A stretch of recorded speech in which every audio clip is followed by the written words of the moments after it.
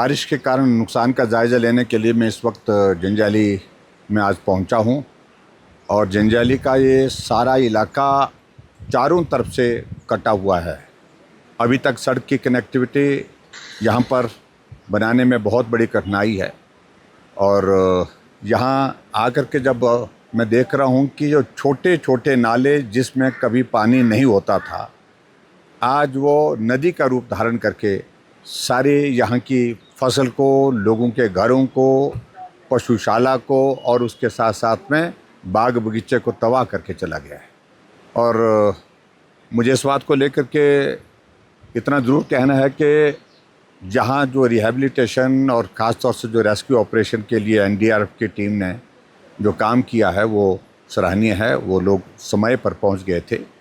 लेकिन उसके अलावा अगर हम देखें कि प्रशासन की ओर से एसडीएम को तो यहाँ पर स्टेशन किया था, लेकिन कनेक्टिविटी ना होने के कारण किसी भी तरह से सरकारी व्यवस्था, सरकारी इंतज़ाम तब तक के लिए बहुत कठिनाई में रहा जब तक के लिए हेलीकॉप्टर के माध्यम से यहाँ पर राशन की सुविधा, राशन के साथ साथ में और सुविधा प्रदान करने के लिए कमी रही। ऐसा मैं महसूस करता हूँ कि ये इलाका अब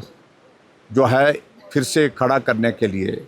ठीक तरह से इस सारी चीज़ को, जिस प्रकार से इस घाटी में बहुत बड़ी संख्या में लोग पर्यटक के रूप में आते थे, आनंद लेते थे और शिकारी माता जाने का यहाँ से रास्ता था,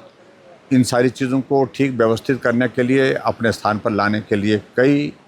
वर्षों का समय लग जाएगा। मैं इस बात के लिए ज़रूर कहना चाहूँगा कि आज जहाँ भी हम सराय विधानसभा क्षेत्र के दौरे पर निकले हैं, विशेष तौर से जब एरियल सर्वे मैंने आज रैनगोलू से होकर के, भाटकीधार से होकर के और उसके बाद फटिकरी का इलाका, परवाड़ा का इलाका, बाड़ा का इलाका और उसके साथ साथ में हमारा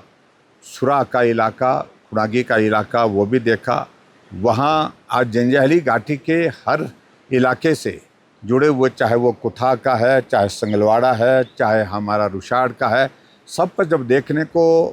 ऊपर से जो दृश्य मिला तो वो बहुत ही भयानक था, बहुत ही पीड़ादायक था, हृदय विदारक था, दिल को तोड़ने वाला था। कोई जगह, कोई घर ऐसे नहीं बचे यहाँ पर जिसको क्षति नहीं हुई, नुकसान नहीं हुआ है। इसलिए भरपाई के लिए बहुत वक्त लगेगा और मैं विशेष तौर से फिर से इस बात के लिए आग्रह कर रहा हूँ प्रदेश सरकार से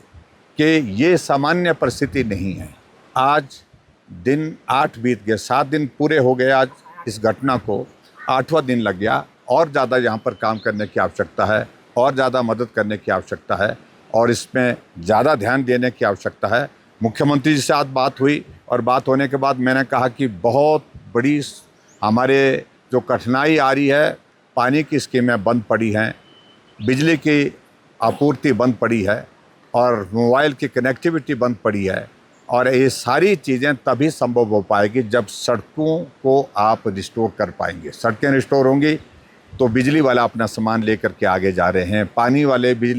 पानी लगाने के लिए जो है वो पाइप्स जो है वो आगे हम ट्रांसपोर्ट करने की स्थिति में हो पा रहे हैं। तो इसलिए बहुत युद्ध स्तर पर काम करने की आवश्यकता है और मुझे पूरा भरोसा है, पूरा विश्वास है कि प्रदेश सरकार इस सारी चीज़ का संज्ञान लेगी। मुझे लगता है कि इस पीड़ा के, इस संकट में मैं इस विधानसभा क्षेत्र के अंतर्गत में 28 साल के कार्यकाल में इस तरह की तबाही मैंने प्रदेश के किसी दूसरे हिस्से में भी नहीं देखी, जिस तरह की तबाही अब की बार सराज विधानसभा क्षेत्र के हमारे इस इलाके में हुई।